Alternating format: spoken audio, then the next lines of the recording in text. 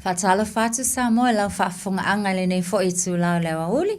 O le polo kalame fo i le nei le whanau le Tulituli Matāgau. Talitonu o lo mawapea le soifua lau le lei. E la o tau whaafunga anga e mai se fo i le au mai moa le nei tū lau lewa uli. Ia, tama mateinu le Tulituli Matāgau. Ia talitonu whaia onga o lo manuia lava fo i o tau uma i le alofa ma le anga le lei o la tātou wofa pele pele o Yesu. Ia ale nei fo i tula se tatou whata lofa fo i tatou uncle foto atu e fo i mai Samoa. Ma nei al ta whaonga uncle tatou le na alu. Ia whaftai le atua o tu e tai fo i mai male manuia. Ia sio tau uncle i nei New Zealand e au tu e fo i mai male manuia. Ia ai talitonu la whaia onga. Tele foi tatou tala me fainto e fai. Ia pe a umala tatou tatalo. O le awa oina le nao tatou teine matama. Ia tatau lava o na faa mua mua le atua i mea lava. E o lava lai le tatou polo kalame. Ia tatau lava o na tatou tala noa i la tatou wo o Yesu. Ia ma tātou whaafetai ai le alofa o le atua ia i tātou i aso fai so maso ta i tasi o leo langa. Le ngata ia tātou ia e whaapena fo i a tamā matina na i o tātou tamā matutua ia matina matutua o tātou ainga lava e esela le tāhua ai o le iloa e tātou teine matama o na tala noa i le atua. Ea, le ia, pi lima fo ila lima pe file mule le mai. Ai ole a fai atu fo ila fai a onga la tātou tatalo. Ea, le tātou ifo ma tatalo. Le atua lo mātou tamā, mātou te whawhetai a lava lawa fio i le nei fo i aso i lo alofa ma lo wanga le lei. Whawhetai lava mo le ola ma le malosi foa i fua mai a te oe. Mātou te vi ia lo suafa ona o lau puipuinga ia i mātou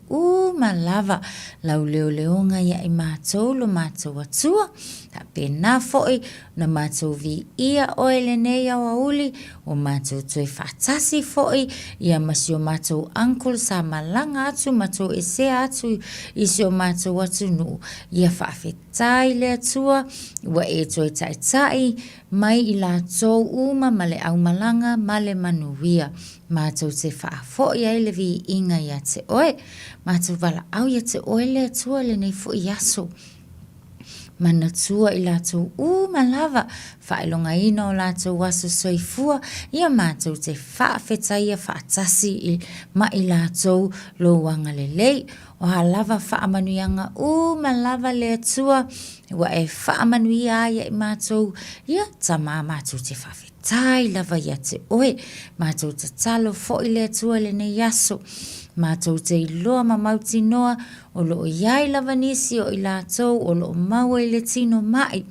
Ne ato atoa o le malosi a māta mai lava na i o mātou tamā mātutua, matina mātutua, na i o mātou mātua pele ma ainga. Lātou uma o lo maua pea le tino mai, le ato atoa o le malosi, le atua mātou tatalo whaamole mole. Whaamalolo lawa fio, whaamalolo i tamaiti lava fo i o lo mama i le atua i le nei aso, mātou te talo tamā, tu ina atu i lātou yo a au, whaamanuia la mātou polo kalame, whaamanuia fo i tamaiti lava, o hai lava o maua mai la mātou polo kalame, le atua ia e whaamanuia ia i lātou, whaamanuia ia o onga, nisi foi wala malama whaahe ule nei kuata o oina, le atua whaamole mole, pui malawe hae lo lato wola, mātou te talo lava le na ia te oe, whaamanuia te le leiti o Samoa, whai lava lea maa la leo, whapenao na maua ia mātou whiso o ta inga, whaamanuia te le lawa fio, a la atu le nei te talo, no lo lava suafa Yesu Keriso, lo mātou alii, ma lo mātou whaaola. Amene. Ya, amen. mene malo tene matama fa malo lava ia te outou ta lofa matoe fa ta lofa atu faia onga ia te outou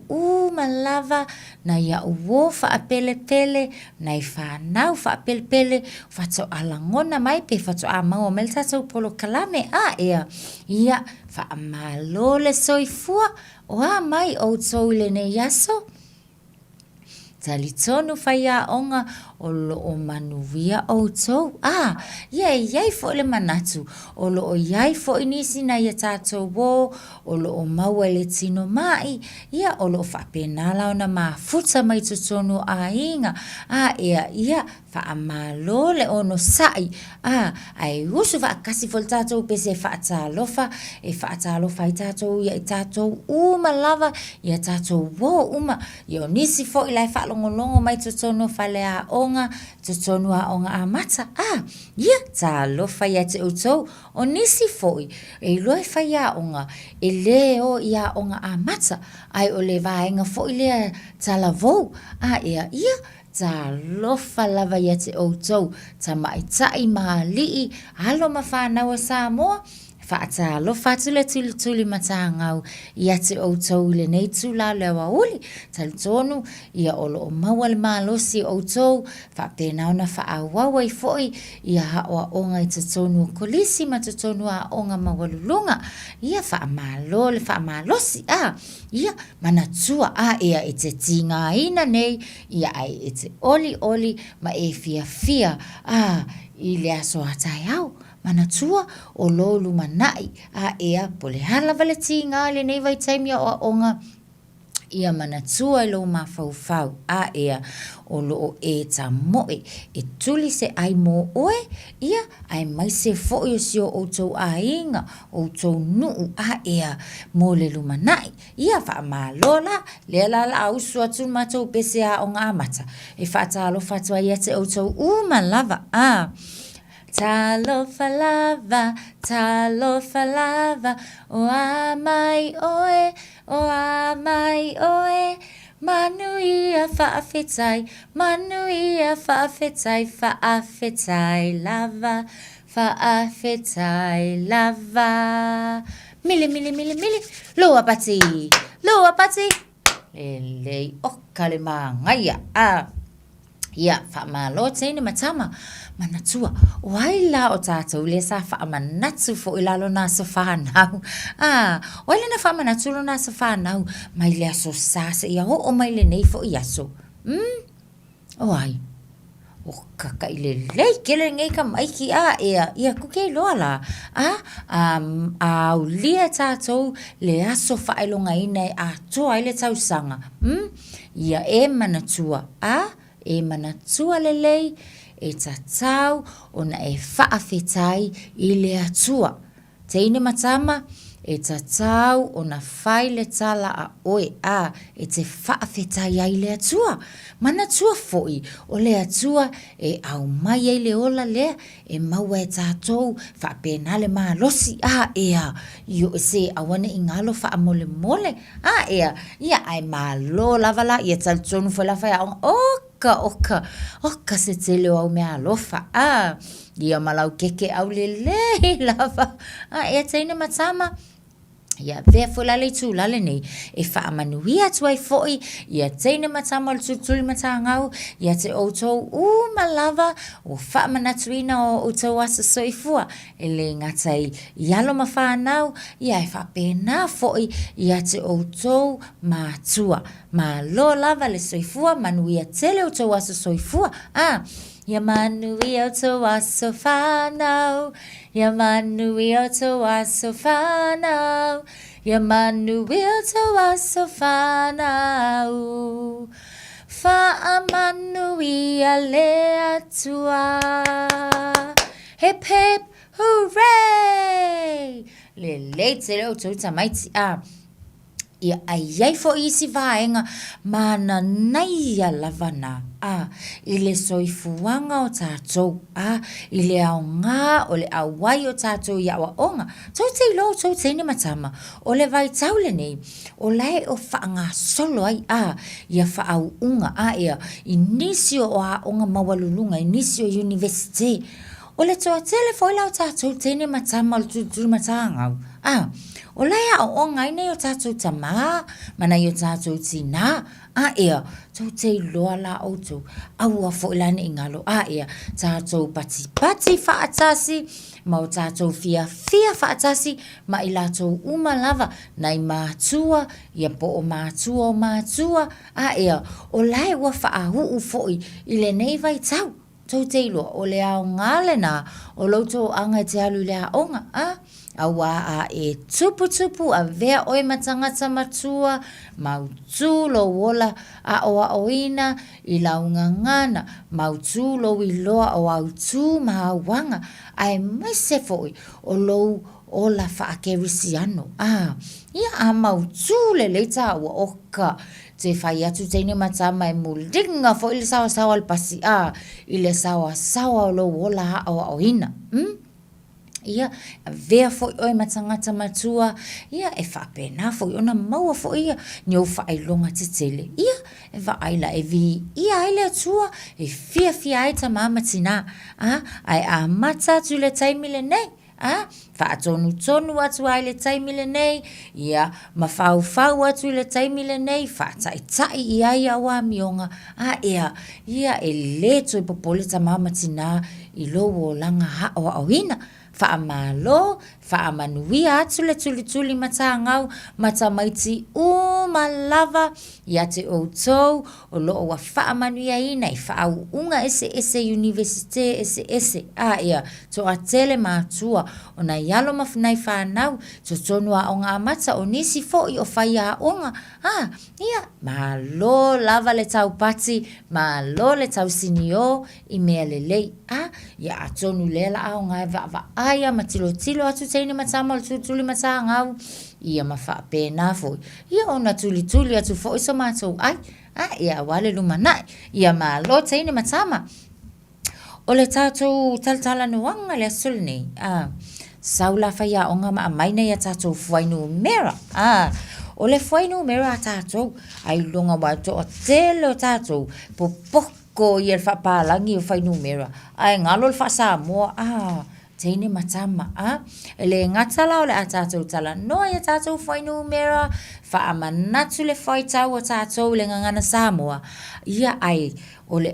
tu watu malawanoa e whai e whaila lau whai upu whai e lau whai upu whao ngā ia tātou fuainu mera ia ia wa aile maanga ia se ilo aila ia po o aile nai se le to anga e lulea onga wa e fai tawa tātou whai numera e lea onga ia ma whao ngā fo i whai e tātou whai upu ia o la tātou whai numera mua la tamaiti le amatanga fo ile nawa tātou whai taunga umalava o le whai numera tasi le lei kele awa ngai whapalangi mai le ai whamolmole Samoa mai tātou la foi lava la au mai foi a rupen whapalangi mai Samoa o le whai numera tasi ia le lei tātou la le tanga i mai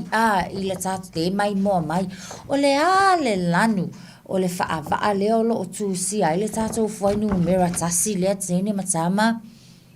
lanu lele ka se popoko o le lanu o le tātou whai numera o le lanu moli mangai kere o ia mana tua le tātou whala au aina fo i leo le moli kukusa lea le moli le lanu le na ia ma le lanu o le tātou whaavaa le tusi le tātou whai upu o i le tātou whai numera o aile ma whai nei loa whaao ngā mai le whai numera tasi se whai upu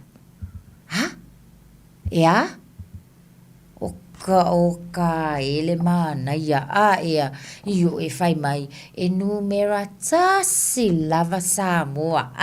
ma aile manga ia ia o tatou foi la ele ai o tatou so a fai mai oi e to atasi lava au ile fanau o matua ma ai ele kelo ka ko foi upu ia e fai mai foi la e fai mai e tasi la wa pese e vai o kali ai kele ia malo teine matama foi numera tasi so o mai le foi numera tasi foi numera lua oka le popoko ia le leiva le kele ia Ishmael ma Isaac la foi vala au mai foi numera lua le ale lanu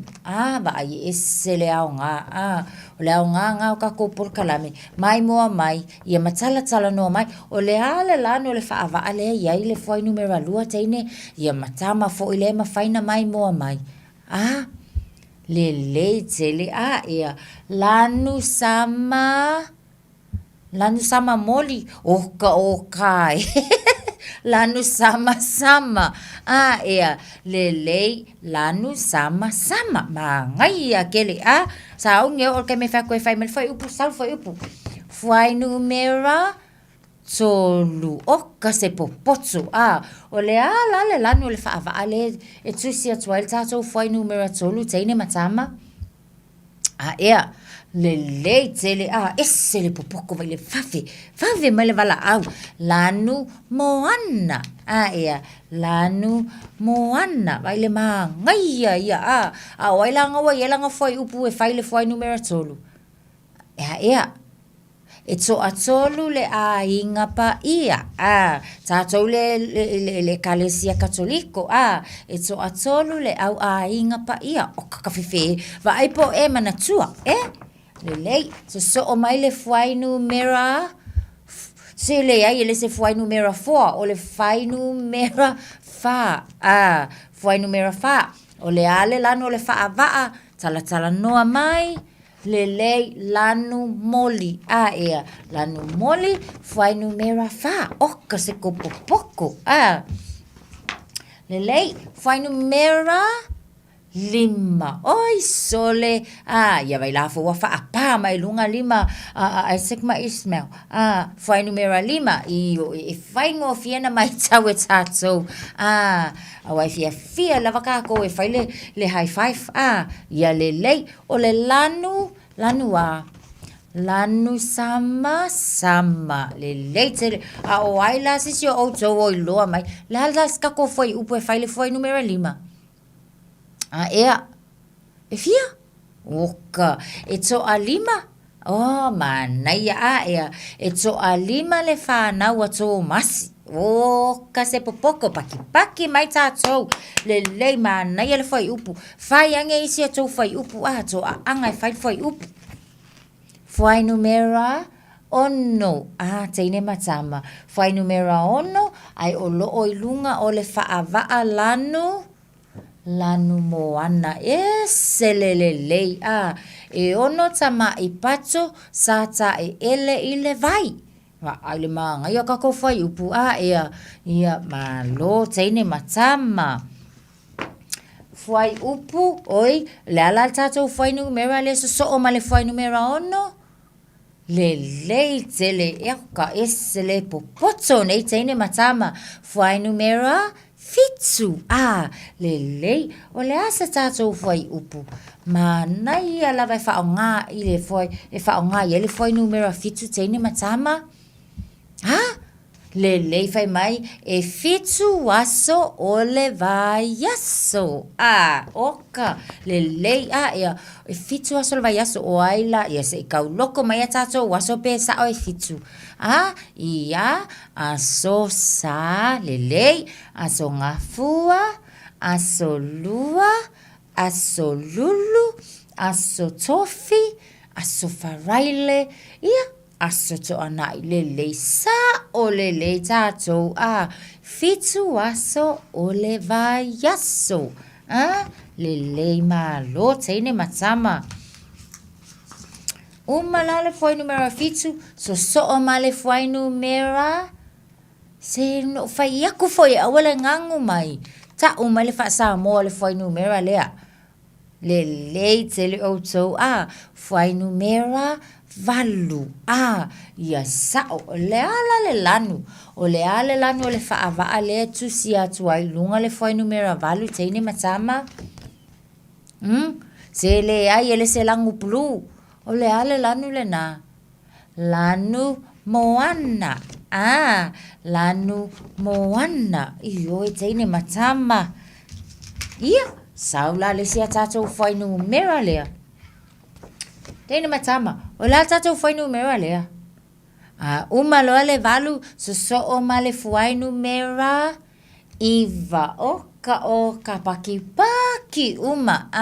le tele le tama leo o faranisisi e vala au mai o le foi numera iva le o le ale lanu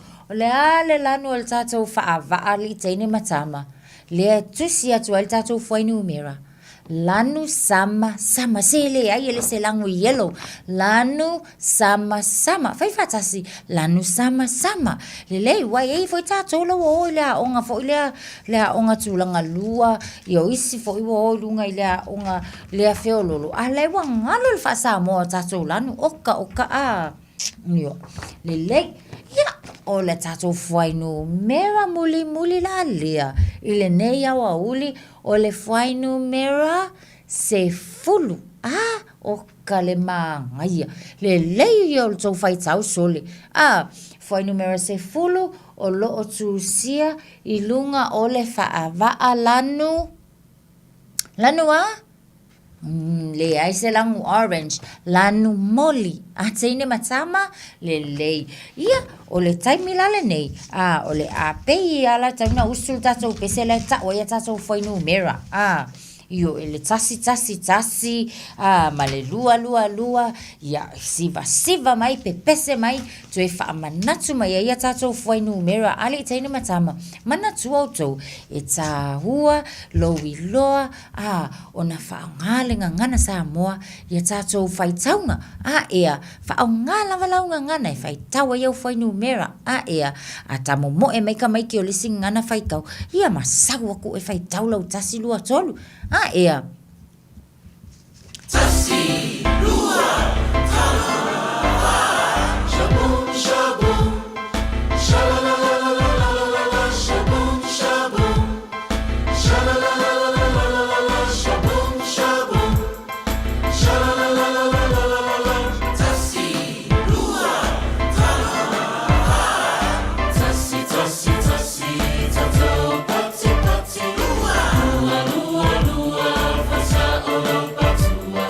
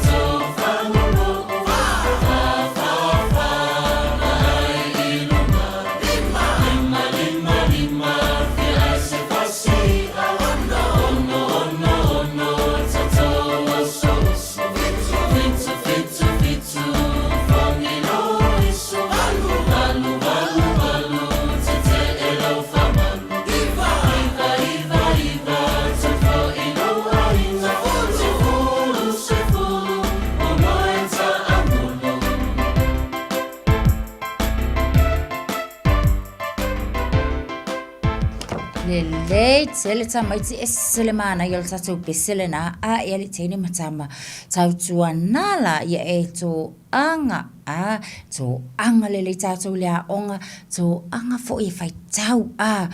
tau le ngata nga fai tau le a e i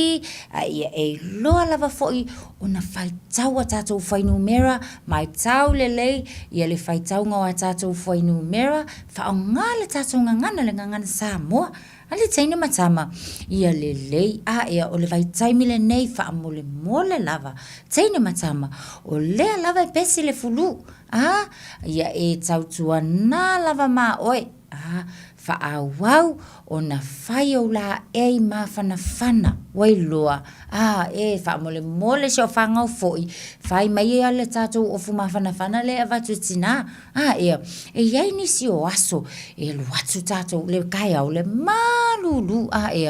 ai wa matuasu sulumana ia le la a ia na fai atu ale tina fai lo o fu mafanga fanga ai e musu fai mai le ai wa vevela le ai la tene matama ia e alofa fa alongo le mai to anga pea e faio ofu mafana fana alu watu ile a onga o lai ai faia onga e langona lo e faia onga wa vevela le la ia na faia tu lo le faia onga e te alu e avelo ofu mafana fana e tu ile atu ai le o le fiwati na e avatulo ofu ai e musu ia onga e luaku le a onga i le malu lua le savili o ka se fale kongu ia mata fo ile na tale ta ua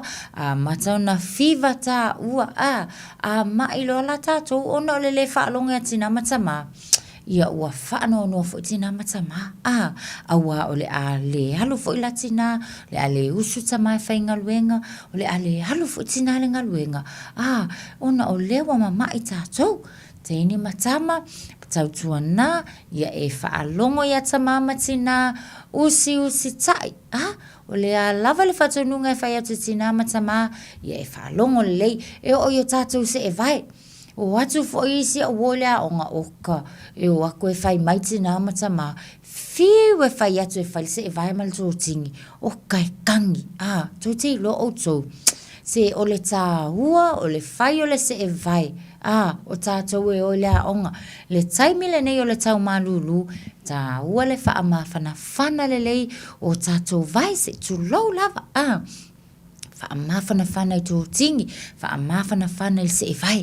fa amole mole ina ia aua ne i vave nga maua ka ko le fulu au le isi fo itu ina ia aua ne ia se a faina o vai pe ata mo e wa ka ko nga pa yo kal fale a nga oka le malolo io e fia tele tatou e fa nga le malosi tatou te hilo ai io e matau mafai e fa vasenga ia po na yo tatou mafaufaunga ia ai tatou te mana na o e feo ka mo e ku I ka mo e ngi o le ngala na fai lo se vai ina ia awana ia faina lo vai ali tene matama ia va aila auto tautua na lava usi ta ia tama matina ia ona fai ngo fia lava fo ilea ma fia tina fia tama o la lava e fa nga solo ia ma nga inga luenga fa pe na fo ia te oi to anga la o tele aso ia lo ilea onga ia o ina ma tele lava le poto e maua e tā ua pe halu i lea onga ali teine matama ia wha malo lava ia te utou o le tātou polo kalame lale na o le nei aso lua le nei o le nei fo I vai aso ali teine matama aua la ne ingalo wha amole mole to anga wha amawhana whana lo tino pe ai halu I tutono le whale a onga whai le lei lava mawhana whana ia wha pe na fo I o tātou se e vai mato ting ina ia pui lava tātou aua lava fo ina I ai se isi o tātou e pe sia le wha amai ia pe a whaina fo I le tino pe a mumusu e whale se e vai ha ia lelei faamalosi mai a taeao ia o tu taeao fai tatou faamalosi tino wailo se i fai faamalosi kingo faamalosi tino e ma anko le ftasau mai Samoa wala poa anko io e teni matama ia e tatou faamalosi tino ma taeao ia faalusi mai ia ma faamalosi a tile tino ma le mafaufau ani teni matama ia faafetai te le lava Samoa lau faafogaʻaga ia ma lau mai moa foʻi lenei tulau le auli ina ia mātou tala noanga ma fe faasoaʻiga lava manai alo manai fanau taltonu lava le manatu o le aiai lava se ai ma le tāua o lenei polokalame ina alo manai fanau auā lo latou soifua tutupu aʻe ma le ola aʻoaʻoina i totonu o lenei atunuu tatou toe feiloaʻi foʻi iā taeao i le alofa ma le aga lelei o le atua lenei tulā tofaia soifua ma le Tulituli Matāgau.